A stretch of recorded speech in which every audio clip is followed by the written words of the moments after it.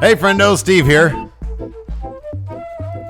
And Larson. And welcome back to Going In Raw, the only pro wrestling podcast you need to be listening to, soon to be recognized as YouTube's number one podcast that you can get daily, and it's about pro wrestling, and it features two middle-aged white guys right here at youtube.com/Steven Larson. And this, of course, is the Sunday Matt Chat edition where we do less work because we just let our patrons ask us questions. We don't think of what to talk about. We let them give us what to talk about. We just talk about it. Exactly. Then we just do it. We just talk. Of course, if you want to participate in Matt Chat and send your video question our way, you can do so at the Patreon at patreon.com/Steven Larson. We have a variety of award tiers over there. However, at the $20 a month mark, you can get your video question answered right here on Matt Chat. You also get the Friendo Care Package, which includes a comic book, a poster, some stickers. It's a really great deal. Here's comic book right here. It's a 40-page color adventure featuring Steve and Larson. It's a lot of fun. Story that can only be told in pages of comic books. It costs way too much money to make that to a major motion picture or a television miniseries. That's what all the critics are saying. Critical acclaim. Maybe impossible. Absolutely. Impossible. Anyways, we got a bunch of questions today. Larson, why don't we get right into it? Yeah, why not? Who's up first? B-Man, Patrick Sparks. Patrick Sparks, let's see what he has to say. Hey, friendos, Pat here. All right, so as you've been saying for the past couple of weeks, the same stories are occupying both Raw and SmackDown, and they're not very good stories. I like Shane's work that he's doing right now, but I don't need to see Shane for a combined hour or more out of 5 hours. That's just me. And then the rest of the show is just kind of, besides the 24/7 title, a bunch of nonsensical, non-story progressing stuff. It's not very good. How much longer this wild card rule and all this nonsense going on is going to have to go on before they cancel it, because it's really affecting their ratings more than they're already in the garbage. Thanks, friendos. Bye. Thank you. Thank you, B-Man. B-Man. Yeah, Take it away. First. I think that we might be stuck with crap WWE main roster product until SmackDown on Fox. I think that we've already seen, allegedly, this week, this has been confirmed by people saying this is a real thing. The advertisements are starting to trickle out with a new SmackDown song, not song, like a theme, logo, and a logo. But apparently, there's also a theme to it too. Oh wow, yeah. So that's a good shoe there. I think that Fox is not going to want crap ratings, and no. I think once the crap, I think they'll get a really good boost from just being there in the repackage, and people are going to be curious to see what's going to happen.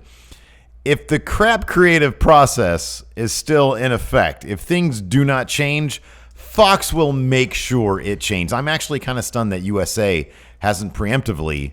Maybe USA is waiting to see how WWE wants to approach SmackDown on Fox as well, and that's why they're sort of taking a more hands-off approach. But there's no way that Fox is going to. They just spent a lot of money, and they're not going to have this happen for 6 months. Watch the ratings sink back down if everything stays the same, and just be done with it and say, "Oh no, bad move on our part. You're canceled." That's not going to happen. They're going to get heavily involved and do everything they can to make sure that they get what they want.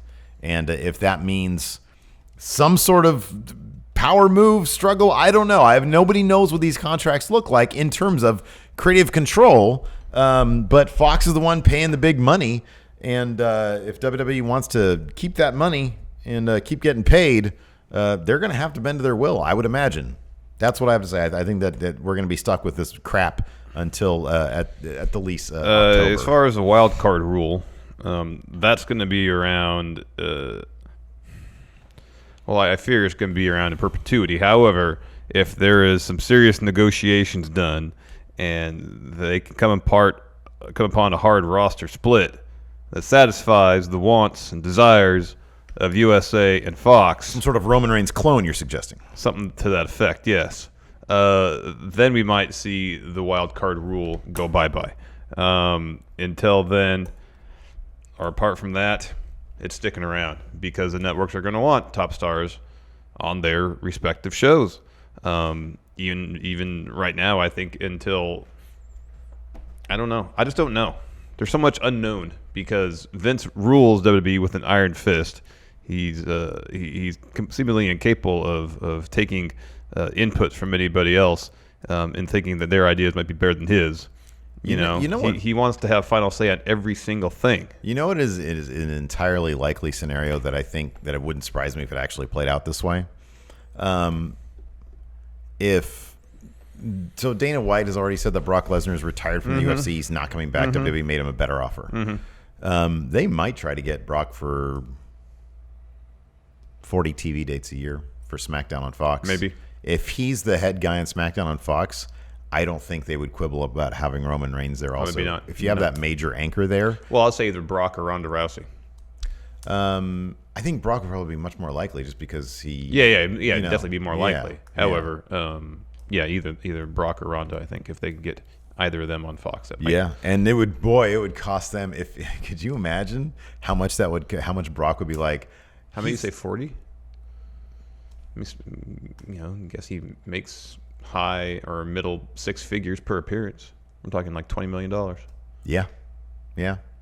Which, given that they made, what, 500 from Fox? I think it's 250 each, isn't it? Or is it 500 each? Maybe you're right. Maybe it's 250 each. Yeah. They're gonna have to open up their wallets. That's for sure. That's for sure. And they have nobody to blame but Vince. He hasn't created new stars. That's the bottom line. That's the bottom line. That's right. Next up, similarly themed question from the Raptor. Oh no, the Raptor's back. Raptor here with a Mad Chat question. And that question is this. When does the WWE get good again? Because right now, it's flaming poop garbage. The worst kind of garbage there is. Does it get better in October?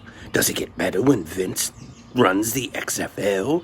When is the date in which we can watch WWE again and have it not be a flaming bag of poo garbage? Thank you, the Raptor. Thank you, the Raptor. Really, apart from Vince leaving, whether it is on his own behest, which will probably never happen, or fate intervening, he's going to be in charge of WWE. So long as he's in charge of WWE, the only hope we really have is that one day, again, this will never happen, one day he wakes up and has an epiphany and realizes that he's not the answer. He's the problem. This would take some real introspection from one Vincent Kennedy McMahon, and a level of introspection I don't know if he's capable of at this point in his life. If you were to say, okay, the more hands-on I am, the worse the product is, the worse it does his rating, maybe I should step back. I have this football thing I'm trying to do.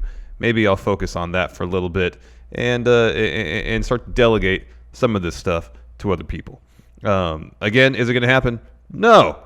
What if the XFL folds in 8 weeks? It's entirely possible. And he'll be back in 2 months. It's entirely possible, and he'll realize, well, the only thing I'm successful at is pro wrestling, so he's gonna double down on being hands-on. I mean, I'll do a bit of a rebuttal to your answer because you already kind of mentioned it with the Patrick Sparks question. Is to move to Fox, there's gonna be an intense amount of pressure to reach a certain benchmark of viewership on Fox, is my understanding.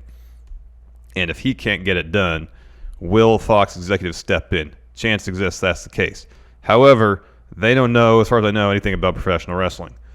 We heard when USA stepped in to get the third hour of Raw's numbers up, they presented a list of ideas, the only one of which that stuck around was the 24/7 title. Apparently, everything else was awful. So Fox might say, okay, here's some ideas we think will help ratings. Vince might feel like his hands are tied. He has to implement some of those changes. There's no guarantee any of those changes are going to make for a better product. That would be my concern there. Really, it's going to take Vince just abdicating some of his responsibilities. That's really what it's going to take. We don't know what other ideas were presented by USA. It could be like, can you please plan out 6 months worth of story all the way leading up to SummerSlam or whatever? I mean, it could be that there are some good ideas, and that was the easiest one to implement within Vince's head. We don't know. All I know is what I think Meltzer said, which is like 24/7 was the only one that was well received, and everything else was awful. It was the only one that was well received. Yeah, but we don't know what those other No, ideas. totally, I no. wish we did. I know Boy. that would make for a more interesting. So I mean, I see what you're saying in backdrop. terms of we don't know what Fox executives would present to them in terms of being more hands on. You're right, we don't know, but I don't know. You think there are some smart people there who would take a look at NXT and be like, well, why can't it be more like that? or why can't we just have NXT instead of SmackDown? Like if it wouldn't be surprising to me because I mean people in those kind of positions can be often pretty stupid. I mean look at the vast majority of entertainment out there. It's not very good. But there are some smart people out there and maybe I don't know, even if it's sort of like so I mean the one thing that we kind of have that we can maybe cling on to a little bit was that one little thing where Meltzer reached out to people in WWE regarding the Moxley podcast, the Moxley Talk is Jericho bit. And somebody there said that even Vince knows it's broken.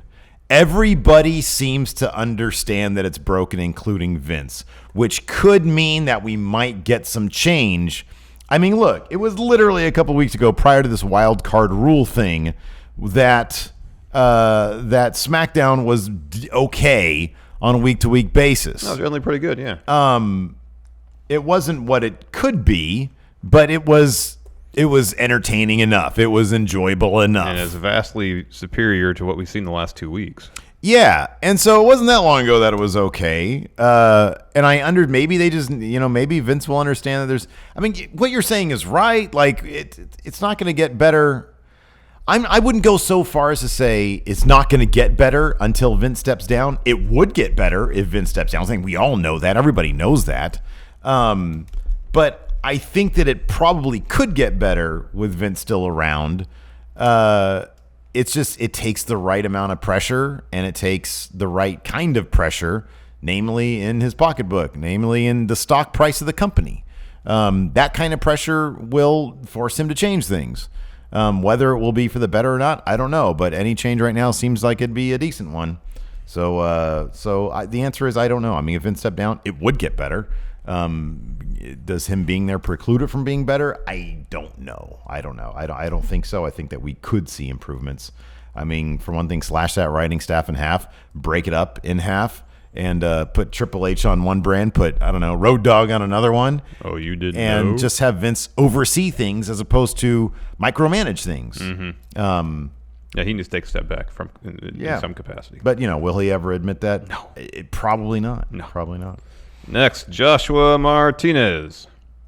Wouldn't that be great if tomorrow it was announced that he's decided to resign after some deep introspection?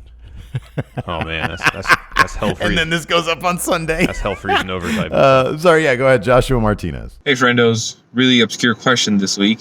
So maybe you guys noticed the post from Velveteen Dream responding to New Japan's post about there's no wrestling on Monday nights or something like that. And he went on a Instagram rant about how people fell because they themselves, like superstars fell because they can't get themselves over. Basically defending Vince McMahon. My question is, do you think this is Velveteen Dream just, saying what he believes in, or you think he's trying to smooth his way into the main event scene on, top brands like Raw and SmackDown? Let me know what you guys think. Thank you, Joshua. All right, Larson, you ready? 1, 2, 3. He's wrong. wrong. 100% wrong. He's so wrong. And basically every other medium, if the creative minds behind a movie, TV show, play, whatever, come up with bad material and they put it in the hands of great actors, performers, like the individual performances might be good, odds are the play is going to be movie, TV show is going to be bad. Half of Morgan Freeman's movie work is not good because he will take a paycheck. He's like this highly esteemed actor, Oscar-winning actor. And yet he's done movies like, I don't know, the Asteroid versus Earth movie, whatever that was called. Deep Impact. Thank you. Yes. He was president in that movie. Yeah, look, I'd love Morgan Freeman for my president. Maybe, I don't know, he's an actor. I don't really want an actor for president. But, yeah, I mean, dude, you can point it. Now, the real question is, the actual question is, and this is one that I don't think anybody can answer, does Patrick Clark believe that? Is this a Velveteen Dream character thing? Is this a troll? What is this? I'll pose this to you. Maybe Patrick Clark credits the success of Velveteen Dream to his performance. Primarily, if not solely. This is speculation on my part. Sure. I don't know Patrick No, Clark. I like where this is going. I don't know him, so I can only speculate. Therefore, he thinks, if I can do it, Patrick Clark, early 20s, not a wealth of experience under my belt, can get my gimmick over, my creative over, myself as a performer over, then everybody else should do the same. Now, he ignores a major difference. In that huge. NXT, there's vision, long-term planning, creative by and large, apart from Tommaso Ciampa and Johnny Gargano, storylines aren't terribly complicated. However, there's beauty in the simplicity in that they're not convoluted. There's an obvious point A going to point C, D, E, F, whatever the end destination is, and it's followed through barring injury. That's a huge difference when on the main roster, when by every account, it's a week-to-week process. Yep. And if it's a week-to-week process, you as a performer don't know where you're going, and so it's hard to find that through line that'll carry you through the entire story. That's a major difference. And maybe him not having that main roster experience isn't aware of that. You can hear about it. I mean, it's well known, but it's one different thing probably to experience it. That's the best I can make of the situation. Or he's just really buttering up Vince.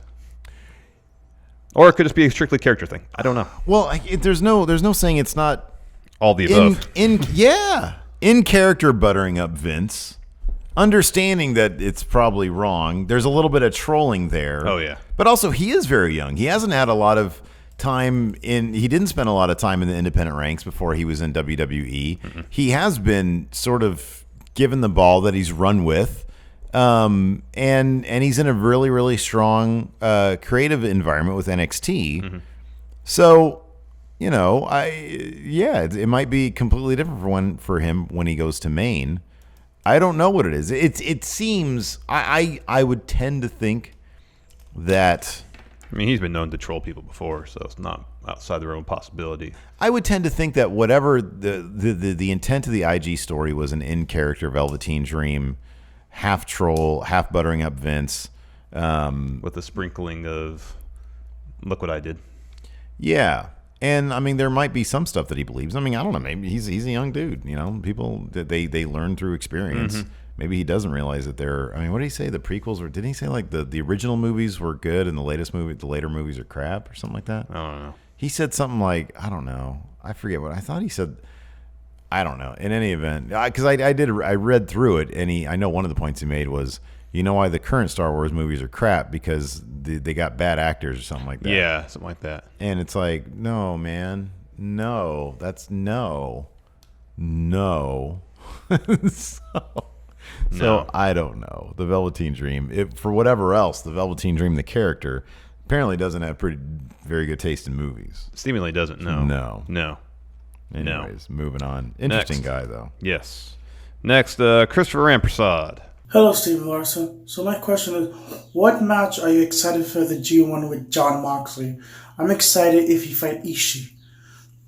In your thoughts, who is your dream opponent for Jon Moxley to fight at the G1? Thank you, Christopher. Thank you, Christopher. All right, this is what I got. There's really, I'll be honest with you, Pretty much anybody in the G1 is going to be a dream match for Mox. I'll say this. You have the right answer with your last guy, and it's the only true dream match there. Go ahead.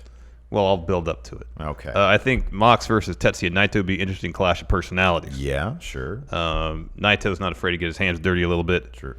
Yeah. So I think that could be interesting. We saw Dean Ambrose, and Seth Rollins have some good matches in WWE. I think the closest. I mean, I think Kota Ibushi is actually probably more athletic than Seth Rollins. But that clash of styles, Kota Ibushi versus Moxley, could be very interesting. But of course, everybody wants to see Mox versus Minoru Suzuki. That's the one. That's the one everybody wants to see. That's the one. That's really the one. That's it. And that'd top my list, absolutely, without a doubt. I mean, obviously, Mox versus Okada, Ospreay, Kenta, all interesting. But it's Suzuki. That's the match. Christopher Ramprasad had a good answer too, and that's Tomohiro Ishii. That's another good answer. Yeah, no, those are all great answers. There's one real answer. It's Suzuki. We need Iizuka to come out of retirement. That'd actually be hilarious. Oh, no, man. Oh, man. Mox versus Yano. Mm-hmm. That could be so much fun. Mm-hmm. That could be a blast. Mm-hmm. I'll say, yeah, Suzuki and Yano. Those are the two answers right there, man. Is there any brawlers in New Japan we're missing? Like Ishii's top brawler in Suzuki.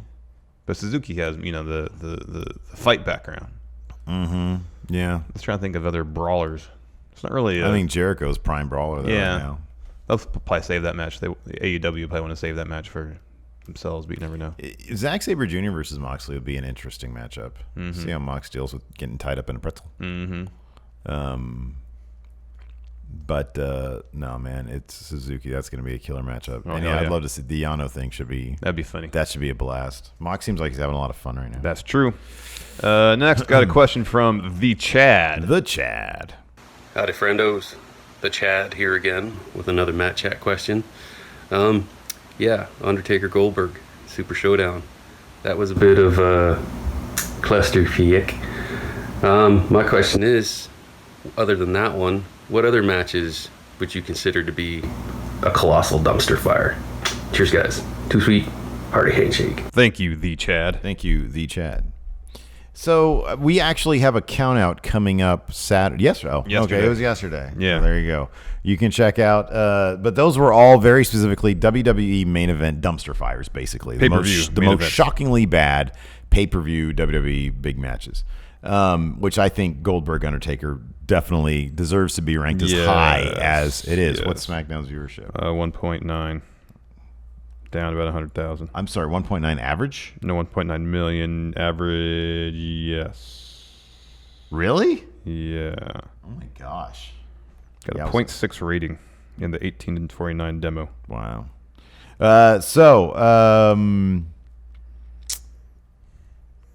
Matches that are total dumpster fires or matches that just sort of fall apart as they're happening.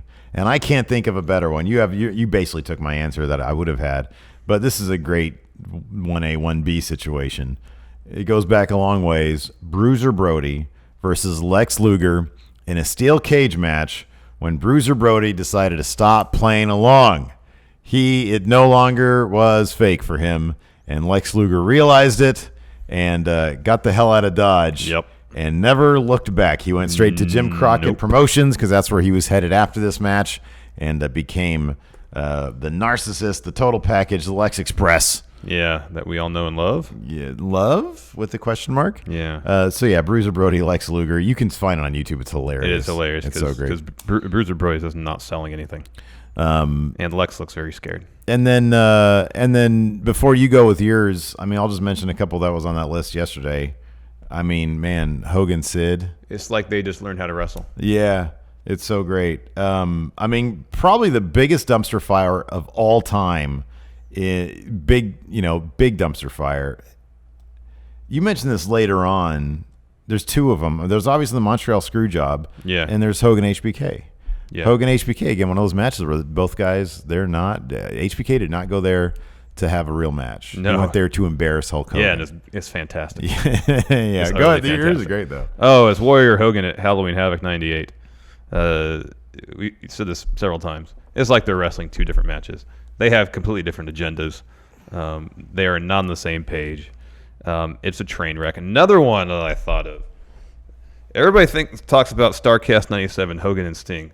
Mm-hmm. What a mess that is. Yeah, sure. Watch Super Brawl 98. Oh, wow. Where it's 20 minutes of Hogan beating up Sting. Mm-hmm. Like Sting gets zero offense in. Zero offense. And I think Macho Man comes at the end and actually wins the match for Sting. Was that the January pay-per-view? It was the one after. The one after, yeah. Okay. It is awful. Yeah. Awful. Yeah, that's bad. It's a really, pretty much anything Hogan did in WCW was bad. Yeah. From a match perspective. That just gave me an idea for something. I'll talk to you about it later. All right. Anyway, so yeah, I think those are both great answers. Yes. Next up, A.O. Worm. Let's see what he has to say. What's good, everybody? A.O. Worm here with another match chat question. All right, Steve Larson. So I just recently got into a guy named Fresh Squeeze Orange Cassidy. I'm pretty sure you guys heard of him. I didn't realize who he was in the Casino Battle Royale, but I've been looking at some of his matches, and he's hilarious. So In my opinion, what style of wrestling do you guys prefer? I need you both to pick a stand apiece. One person defend comedy wrestling, and the other person defend serious, straight Suzuki-style fighting. Which one do you think is better, and which one do you think is more profitable? All right, guys, take it easy. Thank you, AO Worm. Thank you, AO Worm. Like, I don't really care what genre we're talking. Comedy, serious, hardcore, although I'm not as into that these days. I just want good storytelling. What's your favorite comedy match of all time?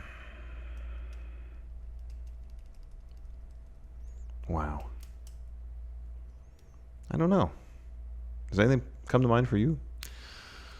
I mean, so much of that DDT Pro stuff that we've seen, like Kota Ibushi wrestling a blow-up doll is great. That Yano Omega stuff at really the good. G1 Was last fun. year was so much fun. I mean, nothing stands out as like the perfect comedy match. Well, I guess the one thing that would separate serious wrestling from comedy wrestling is your emotional involvement in the story being told. Like a comedy match, I can enjoy and laugh and enjoy the comedic narrative being told during the course of the match. But it's harder maybe to get truly emotionally invested in the outcome. I'll say this about comedy matches.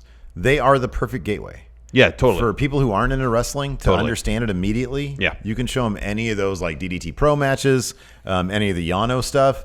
You don't need to know anything going into it. I'll say this also. One of the perfect blends of comedy and dramatic wrestling we saw live at PWG. PWG is great at blending the two. Yeah. With the Young Bucks and Adam Cole. Super Click. Yeah. Super Click versus OVE. Yeah. And it was chock full of both. Yeah. Hard hitting, violent match, tons of comedy and tons of drama. Yeah. They were so good at just jamming all that stuff together in PWG. It was really fantastic stuff. That's a good point. That was a fun match. For me, it just all comes down to storytelling. If you go to the ring and tell an interesting, entertaining story, I'll be into it. Yeah. Like I said, it doesn't. I'm not. I know some people are put off by comedy wrestling because they think it exposes the business or buries it or something like that. No, it's just a different form. Just a form of storytelling. Yeah, I'm not a fan of people who. I'm not a fan of that philosophy, man. I think that. I mean, it's like saying, oh, the comedy movies they're. You sound like the Academy. Yeah. Only serious movies are worthy artistic endeavors. I know. Only movies that are played in movie theaters should be up for Oscars, not Netflix. Okay, Steven Spielberg, Senor Spielbergo. No, I think there's room for everything. Sorry, AO Worm. I'm sorry we couldn't argue back and forth because we just don't believe it. Well, yeah, the only thing I can think of that separates serious wrestling from comedic wrestling is just the emotional involvement you may have in the match. That's it. And there's probably some comedy matches out there that you can get involved in emotionally beyond just some lulls, Mm-hmm. Yeah, I don't know, man. I don't know. I think that, it all depends on your definition of emotional involvement. But I think that for me, being so tickled by something is on par with me being so wrapped up in the drama. It's different stuff. It's different stuff, and it's all valid. Yes, totally. That's the deal. 100%. Next, from Dakota Miley. Hey, Stephen Larson. It's your boy, Dakota Miley, with my first ever Matt Chat question. And my question is about the Four Horsewomen, WWE and MMA. The question is, will this match ever happen? We've heard rumors, obviously, a while back that this match would happen, but we haven't seen anything yet. Especially with, Ronda's injury right after Mania, Sasha's hiatus from WWE. So, do you think this match will ever happen? If so, when, where, who goes over? Thanks, friendos. Thank you, Dakota. Thank you, Dakota. Who goes first? I lost track. Oh, you do. I'll say probably. I'll say it's like I'll say it's like 51-49. I'll actually go like 80%. I'll say this is why I think Jessamine Duke and Marina Shafir, they might be pretty green now, but the Performance Center is really, really good at developing people. I mean, they do a pretty bang-up job developing people. I think they've got, obviously, their eye on those two for a variety of reasons. And I think if they're able to develop then I think it's a lock that Ronda Rousey would come back for a special match or a special program.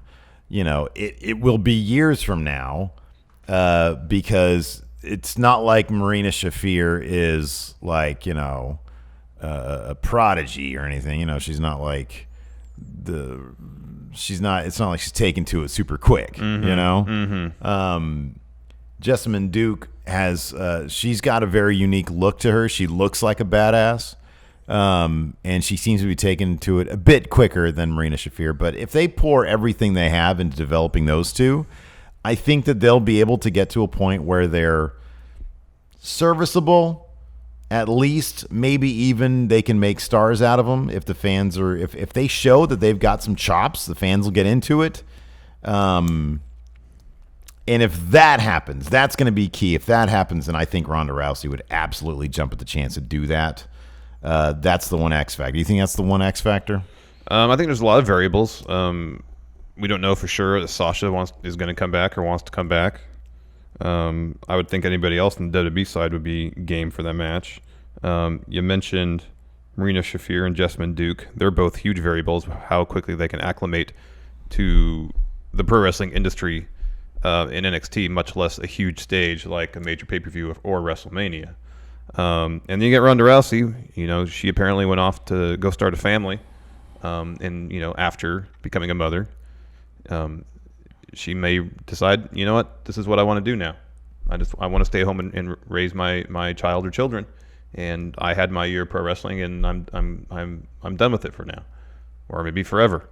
I think it'd be kind of odd if Marina Shafir and Jessamine Duke end up becoming Fire and Desire level names, right? So that like people really like them, you know, they're like decently big. If Ronda Rousey, after she settled down, she has a kid, she's happy. If she didn't say, oh man, that'd be a lot of fun just to step away and do that for a bit, that'd be weird to me. But I don't know. You never know what's in somebody's head. Exactly. I just think there's a lot of variables to put it in anything better than a 50-50 chance right now. Yeah. You know, if Sasha decides I'm done with WWE, you know, she's out the door, then obviously it's not going to happen. Yeah, that would really surprise me, to be honest with you. All these cryptic tweets and Instagram posts. Yeah. I don't know. She's probably coming back. Next, someone who has come back to Matt Chat, Renegade Soul. There you go. Good segue. Working on those. Trying. Good morning, friendos. It is the DDP of the FGC, Renegade Soul here. Happy Father's Day to you both. By the time this goes up, I'm going to be going to my local independent promotions show before the following week going to Stomping Grounds. So instead of doing the traditional which promotion is better question, I'd like to present a different take to this. What do you see as the advantages and disadvantages between going to a professional established brand like your WWE, your New Japan, your Ring of Honor, etc., and your local independent promotion? Pros and cons for going indie or going pro. Too sweet, hearty handshake, rock on, and peace out. Thank you, Renegade Soul. Thank you, Renegade Soul. All right, pros of staying or going the independent route: you get to control your brand. First and foremost, you get to control and directly profit from how well you build up your own brand. I understand if you come into a promotion, you got to work to a certain extent the confine to what they want to do creatively. However, you get a lot more freedom doing independent stuff as opposed to going for sure to WWE. It's probably different if we're talking Ring of Honor, AEW, Impact, New Japan. From all accounts, those promotions give you a bit more freedom in terms of creative input, development of your character, so on and so forth. However, independent, you get nearly handle your own creative almost with impunity, and reap the financial benefits thereof if you are successful. For me, that's the major thing. You get to go out, you get to learn in smaller crowds. So if you make mistakes, guess what? Not as many people see them. That's true. Whereas if you go out there and make mistakes on a large stage, basically everybody sees it. Now the pros, cons of staying on doing the independent thing, you're probably not making a ton of money at first. You make a lot of hot dogs. You can make a lot. You get paid in hot dogs. Yeah, lots of hot dogs. So that's the downside. Obviously, the upside to go into a major promotion, you're gonna make more money. You're gonna actually make money. Actually make money. But yeah, I mean, $10 is more than $1. So yes. Yeah. Con, potentially something like WWE. You're in this massive corporate structure. By all accounts, it is a detriment to one's creativity. And depending on one's temperament, that might not be the best place for you. By all accounts, New Japan offers their performers a lot more freedom. So if you are a highly creative individual and crave that level of creative input into what you're doing, that's probably a better place for you. Again, more money, but if say you live in the States and you work in Japan, it's time away from home, potentially time away from family. That could be a con. It just all depends on what you want to do. I think the people who are special enough that they could make a living on the independent circuit, the people who are special enough that the WWE would want them, I don't know, man. Like, talking to some of the wrestlers we've talked to on the independent circuit, it just seems like a massive pain in the ass. Mm-hmm. I think that these days, look, if you've got, as long as the financial situation, as long as the contract is something that is beneficial to you. We've heard stories of, for example, like Killer Cross wanting out of a really bad Impact deal that he signed to for a very long amount of time. As long as that situation is something to your liking, then it makes all the sense to get into a system, to get into a place where you only have to deal with one person paying your paycheck, as opposed to, we've heard story after story from these indie guys. They have to deal with this promoter, that promoter, this promoter, that promoter, all trying to like run their own scheme and totally not opposed to being like, oh, I want to pay you this much, but you told me that you will only take this much. You're already here, so you're only going to have to take this. I would just think that being in a system, especially a place like WWE, which has a developmental system, which has a performance center, I think that would be probably, like, if WWE's going to take you and you don't have any experience under your belt and you have right now two choices, you can either go the independent route or you can go straight into the WWE. I think you'd probably want to go in the WWE, if for nothing else, the experience and being able to say, I was at the performance center. I know what it's like. I was able to witness what it takes, what these other guys are doing to get themselves to that level or to keep themselves at that level. That's what you want to surround yourself with. If that's an option that you have in front of you, I think that's sort of a no-brainer, as opposed to going to the independent route and trying your hand. You talk about creative freedom, but I don't know, man. I mean, there are promoters out there. I'm sure you come in, you've got something in mind. They're probably going to be like, well, no, I need you for this. And then you're stuck. Well, that's entirely possible. But that's more. I would think that'd be more, especially if you're a reasonably prominent independent wrestler, that you can travel from promotion to promotion. You got to get there. You have to get to that point, though. No, I know. I'm saying, if we're talking, because I think the basis of this question is like, say someone's at a crossroads in their career, they got a choice between doing this or that. If you're prominent enough, not like Joey Ryan level, prominent enough that you can go from promotion to promotion across the country. And get consistent work. It's one thing for a promoter to say, okay, we're trying to build up this guy here locally. We need you to lose this match. This is how we want the finish to go. We'll keep you looking strong, yada, yada. Outside of that, I would suspect that you're kind of left to your own devices in terms of how you present your character there. I would also suggest this. This will be my final word on it. What have we often said right now? We had a question the other day about which independent wrestler would you choose? Which unsigned wrestler right now would you choose to do XYZ? I forget what the question was. And what was our answer to that? Pretty much everybody signed. If everybody who is at a certain level is getting signed, I would think that would indicate there's some evidence there that choice is being made right now by people. Like, that's what they're going with. They're going with signing. Yeah, Joey Ryan's when you get to an outlier. Oh, he's totally an outlier, yeah. I was listening to Pritchard's show on AJ and TNA, and they were talking about when, I guess 2002, when he was presented with the opportunity to join one of WWE's developmental promotions back then, and he didn't want to do it because he just wanted to do what he wanted to do. Sure, yeah. He just was that independent-minded. What year did they say that was? 2002. So it was after he'd already had a couple appearances in WCW. He was in the indie ranks in Georgia, I think they say, before he went to Ring of Honor. Sure. And so he had an opportunity to sign WWE developmental. Then Bruce Pritchard said, if we had signed him then, or did Conrad pose this question, if WWE had signed him then, would he be AJ Styles of today? And Bruce said, probably not, because we were going to sign him for the light heavyweight division. And apart from Rey Mysterio, there was like zero upward mobility out of that division at the time. Yeah. So that's the situation where AJ said, okay, I'm going to invest in myself. I'm going to do these other things first, build up the brand, and then come back to it.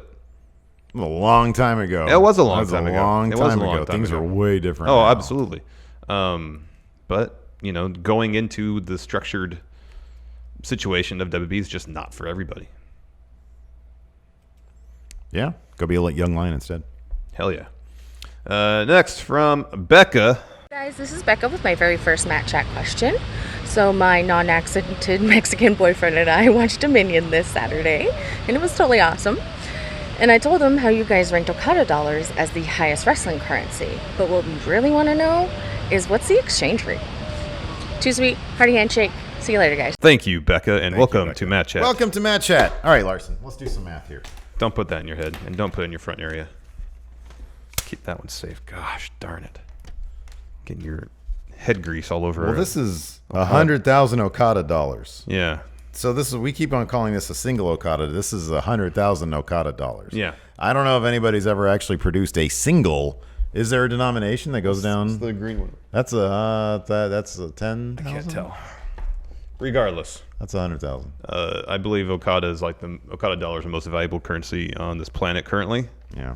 I mean, it's up there. Like the exchange rate should be somewhere around what gold is, but I'm not privy to that information. So I'm going to say one Okada dollar, is the equivalent of 100 United States dollars. So this is a $100,000 Okada dollar. This is worth $10 million right here. That is not true. Come on, man. Answer this question with some amount of seriousness. I am. We'd be retiring if this was worth $10 million. Yeah, I'm planning on it too. Right, I have here in my hands a 100 Young Buck bill. A Young Buck. A Young Buck, which is 100 Young Bucks. Yeah. Okay. Right here we've got. Now, these I think are probably, how many of these do you think I can exchange for these?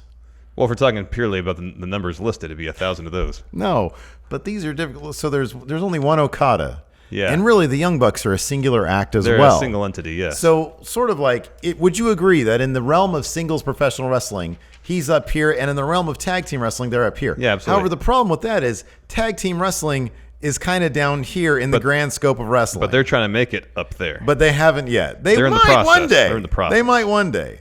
But until they main event at Tokyo Dome, they're still right here. Yeah. Okay? Not their own podunk pissant promotion, right?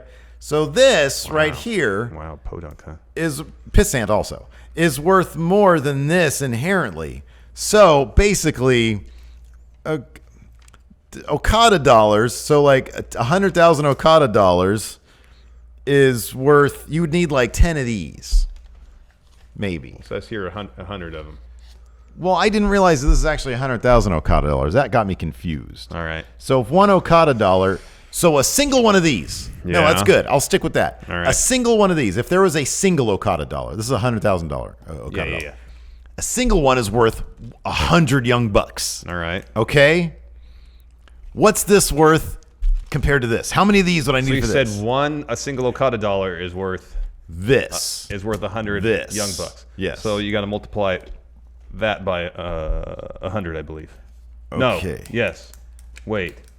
One of those is worth 100. So no, if you want to know how many of these would make for that, you have to multiply 100,000 by 100. Because you would need 100,000 of these to make up that single bill. That's $1 billion. Yeah. Is that $1 billion? Yeah, something like that. That's $1 billion. Yeah. I think. Yeah. No. 10 million? No. Yes, 10 million. I think it's 10 million. So the answer is the same as mine, except I said in U.S. dollars. Right. You were on the right path. Yeah. You're on the right path. Now, how much is a JBL dollar worth? Oh, that's trending downward. That's a sell. No, it's a buy, right? Because you buy low. You buy low if you think it's going to rebound, then you buy. You think it's going to rebound? No. Probably not going to rebound. Just cut your losses now. Sell Yes, all your JBLs. Exactly. If all it's your a loss, J-bills. all your J-bills, yes. If you're selling a loss, so be it. Next from Guion Halili. Number one. What's up, friendos? This is Jacksonville's number one Matt Chatter, Guion Halili, bright and early here in Jacksonville, Florida. My question for the week is nothing substantial because I haven't watched any wrestling. Yeah, but put together the perfect pay-per-view. And you could use any wrestler from any company. The only catch is you need to have 2 gimmick matches, 2 women's matches, and some sort of battle royal. I don't know. Leave it up to you guys, but both of you put one. Like 2 separate ones together. You know what I mean. It's way too early. Too sweet. Hearty handshake. Later, guys. Thank you, Guion. Thank you, Guion Halili. All right, this is my show. Go ahead. You didn't put a battle royal on your thing. Oh, did I need to? Yeah. All right. So this is what I got. Show kicks off with a 20-person battle royal. The winner gets a title shot in the main event.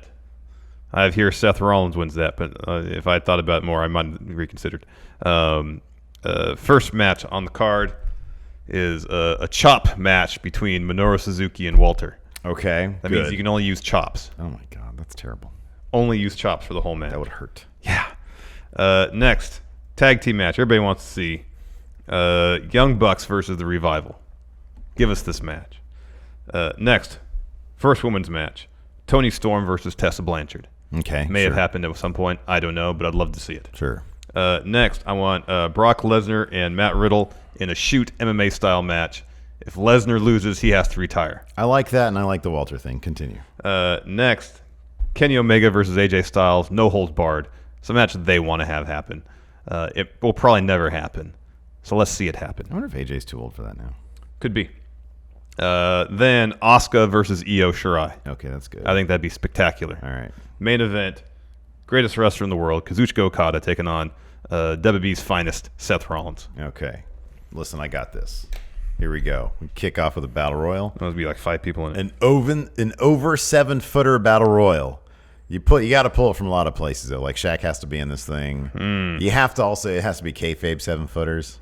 Oh, so like, okay. what's that one dude at the local guy? Big Rob Hands, is that his name? He's like a little tiny guy. Brutal, yeah. Yeah. Who acts like he's huge. Yeah. So that guy's in it. He's got a Sid fancy. So it's like a kayfabe. It's like a kayfabe 7-footer. All right. So you can be like 6'8". All right. Like Kona Reeves can be in it, right? He's kayfabe 6'8". So I just want like a bunch of tall guys. I want like the possibility people are gonna be breaking their legs left and right. Okay, so there's terrible idea. Lumber. It's really lumbering, right? It's not a lumberjack match. It's a lumbering match. Yes. Next up, the least intense guy on the circuit right now, Orange Cassidy, versus the most intense guy in the circuit, Ilya Dragunov. That's a match I'd love to see. Next, because this match was my match of the year in We Book Raw, Aleister Black, a.k.a. the Ice Cream Man, versus Kenny Omega. Nothing will ever beat that finish. I want to see Black Mass as Kenny Omega's running towards him. That's amazing. Next up, Zack Sabre Jr. versus Mako Satomura. He had a Mako shirt on in an Instagram post where he called her the best wrestler on the planet. Yeah. I want to see them go at it. That's a killer match right there. Next, 4 Joshi wrestlers. I don't know who. I don't really know any of their names. I want to see 4 Joshi wrestlers versus time-traveling WCW cruiserweights from the 1990s. I want 4 of the top-flight cruiserweights from the 1990s. Name them. In their prime. Fine. Psychosis, Juventud Guerrera, Rey Mysterio Jr., and Dean Malenko versus 4 Joshi wrestlers of today. Next, Shield Triple Threat. Yeah, obviously. Next, Young Bucks versus Lucha Brothers versus the Usos versus the New Day in a ladder match. And then the Revival run in, they make it a 5-way. What about Girls of Destiny? They want in on that. Too bad. You're out. They're too busy dicking around with what culture. Don't care about them. Wow. Finally, the main event, Asuka versus Cyborg in the main event. That'd be good. That's my match. Right I almost did Minoru Suzuki versus Dan Severn. Oh, wow. It's close. That's a good one. That's a good one. I like the chop off. That's good. Yeah. Next question from Rich. Hey, friendos. Rich, the Smash Brother here with a Match Act question this week. If you guys could go back in time and be a special referee for any match, whether it was a comedy match, like, say, a bra and panties match, like, remember when the referees got knocked down, the girls would roll over them, or like a match of extreme, significant, historical impact, each of you pick a match, and why would you do it? I'd say off the top of my head, the one I'd want to be a part of is WrestleMania 24, Flair versus HBK. Because even to this day, the heartbreak, no pun intended, and the empathy I feel for Ric Flair in that match and everything at the end still makes me cry to this day. Honestly, it does. So, tell me what you guys think. Thank you, Rich. Thank you, Rich. Montreal Screwjob, man. Oh, that's awkward. All that heat. You got Bret Hart coming Nah, after bro, you. listen.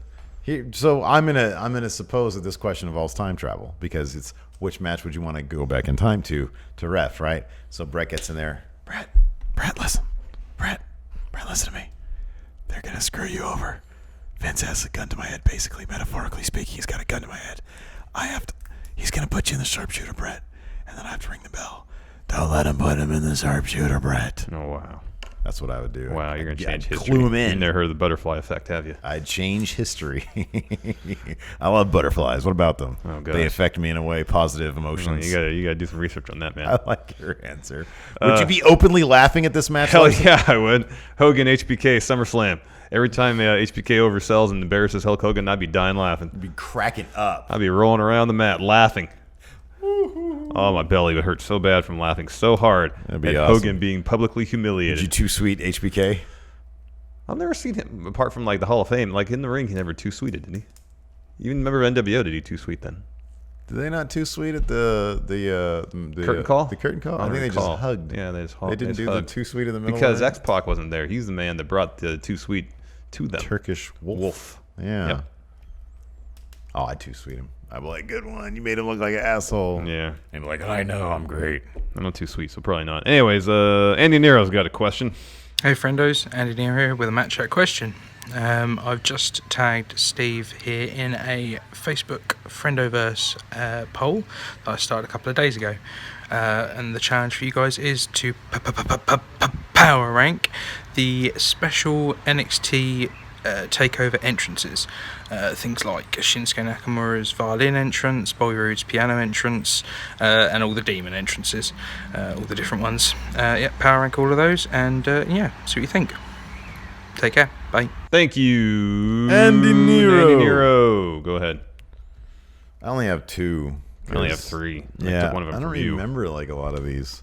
Adam Cole with Rapper. Josiah Williams. That's the guy. Yeah. Wrestle and Flow. Yeah. That's a good one. And then when, because I'm a history buff, Finn Balor coming out as Jack the Ripper. Yeah, that was in England when he did that. I know. Is that offensive? I don't know. Like, would you even come out as Ted Bundy over here? No. No. It's terrible. Yeah. Why would he do that? I don't know. He's here and he comes out as BTK. Yeah, no, that wouldn't fly.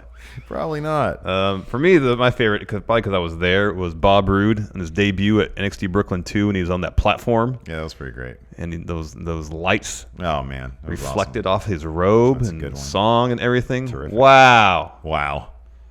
Man, why can't we have that Bob Roode anymore? Next, the first time, I think it was the same show, Nakamura did his entrance with the violinist. That was really cool. Yep.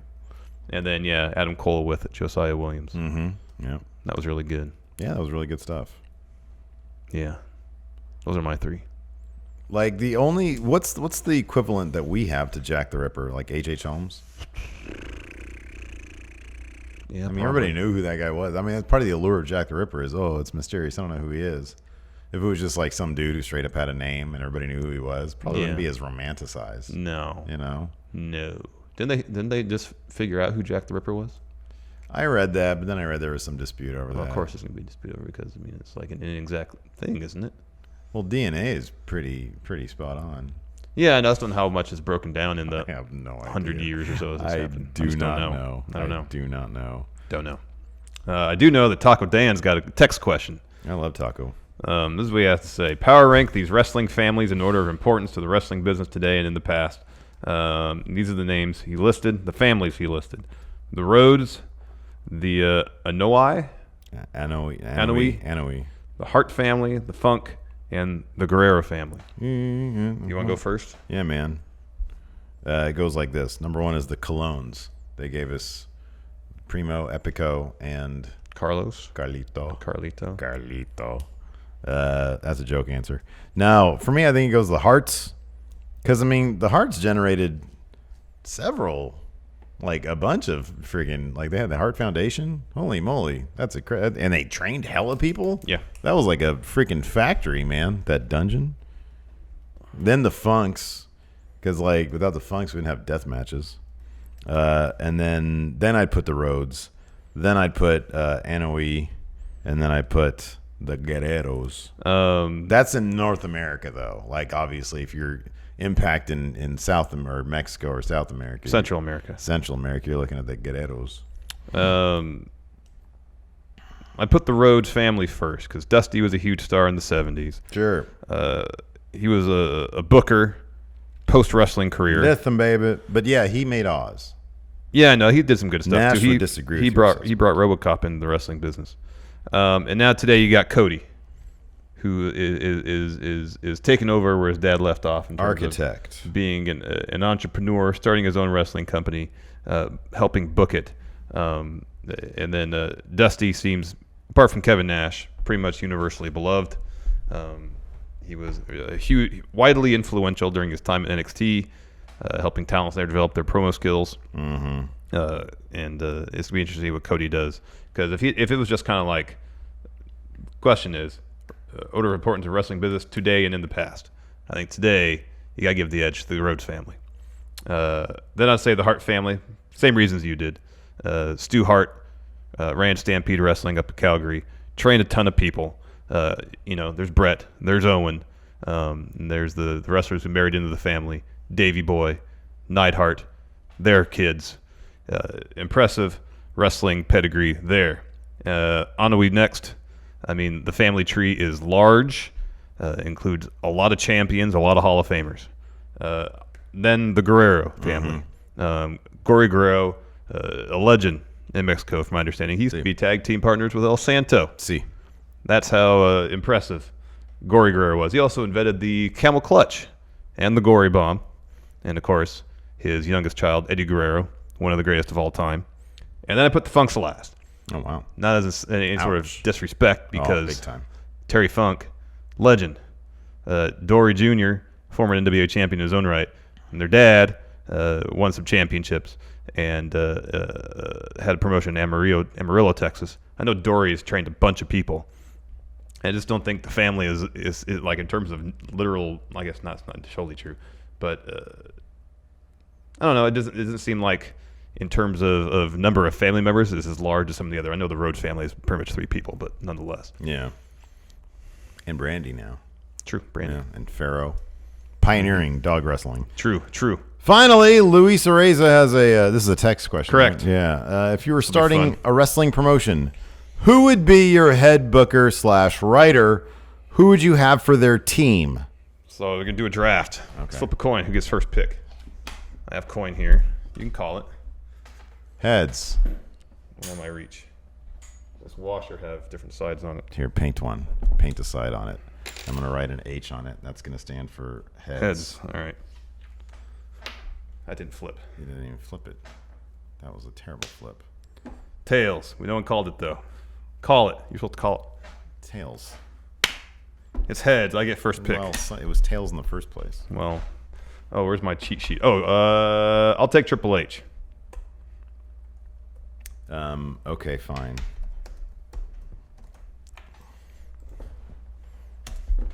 I'm on the clock. Yeah.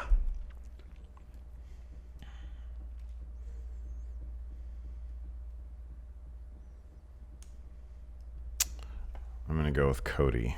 Interesting. I'll take Gato. Oh, that's pretty good. Yeah, but he made Jay White the champion. I think he's gone downhill. I'm going to take Road Dogg. Oh, you didn't know? Oh, I do know. He's great. This is a shot in the dark, but I'll do it anyways. Paul Heyman. That's really good, actually. Well, I know. He has a reputation not exactly working well with people in a creative capacity, but I feel like he's mellowed. You're going to have a killer 3 months. Oh, it's going to be great. It's gonna be 3 months. It's going to be great. Creative. I'm going to take... oh, man. I think this would be great. I think that he's going to have a ton of great ideas. Yeah. And there'll be like a ton of them, and like 3 of them will be killer. Oh, you can take Vince Russo, aren't you? I'm going to take Vince Russo. Oh, gosh. Man, I already won. Dude, I'm sorry. Did he not write your favorite pay-per-view of all time? You know, a broken clock. Hang your head in shame. Broken clock is right twice a day. Besmirching his name. I believe his name's Ryan Ward, the guy who used to be the head writer of NXT that was for a while one of the top writers on SmackDown. Is that his name? I think he did the Mixed Match Challenge stuff. Yeah, I'm going to take him. That's a good pick right there. Nailed there. Fourth pick for you. All right, I'm going to take on the clock. I will take this